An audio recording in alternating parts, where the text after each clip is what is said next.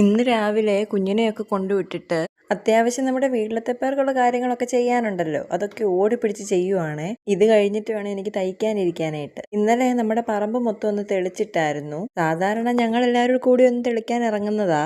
ഈ പ്രാവശ്യം അതിനൊന്നും നേരം കിട്ടിയില്ല. നമ്മൾ കുറച്ച് കാച്ചിലും ചേമ്പും ഒക്കെ ഇവിടെ നട്ടു വെച്ചിട്ടും ഉണ്ടായിരുന്നു. അവിടെയെങ്കിലും ഒന്ന് തെളിച്ചിടണമല്ലോ. അപ്പോൾ ഇന്നലെ ഒരു ചേച്ചി വന്നിട്ടുണ്ടായിരുന്നു, ഒക്കെ തെളിച്ചിട്ടിട്ട് പോയി. അതുകൊണ്ട് അതുവഴിയൊക്കെ ഒന്ന് നടന്നു ഞാൻ. പിന്നെന്തേലും കഴിക്കാനുണ്ടാക്കണമല്ലോ.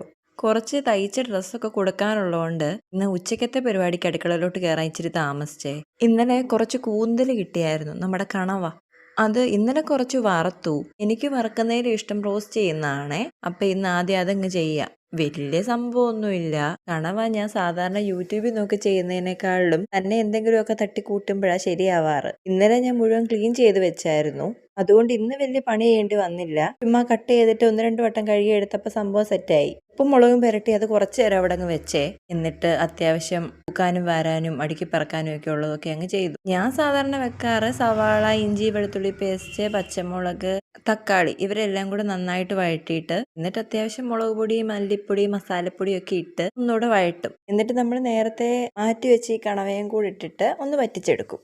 അപ്പം നമ്മുടെ കണവ റോസ്റ്റ് റെഡിയാവും. പിന്നെ മീനും വറുത്തു, കപ്പയും കുറച്ച് വേവിച്ചു, ഒരു സാമ്പാറും വെച്ചു. അങ്ങനെ നമ്മുടെ ഉച്ചക്കത്തെ പരിപാടിയൊക്കെ തീർന്നു. സാധാരണ കപ്പ വെക്കുമ്പോൾ ചോറ് മിച്ചം വരാറാണ് പതിവ്. ഇന്നും ആ പതിവ് തെറ്റിച്ചിട്ടില്ല. ഞാനും കപ്പ മാത്രമേ കഴിച്ചുള്ളൂ. ഇത്രയും തിരക്ക് പിടിച്ചൊരു ദിവസം തള്ളി നിൽക്കുന്നതിനോട് എനിക്ക് താല്പര്യമില്ലെങ്കിലും ആവശ്യം എൻഗേജ്ഡ് ആയിട്ട് നിൽക്കുന്നതാണ് എനിക്കും ഇഷ്ടമേ.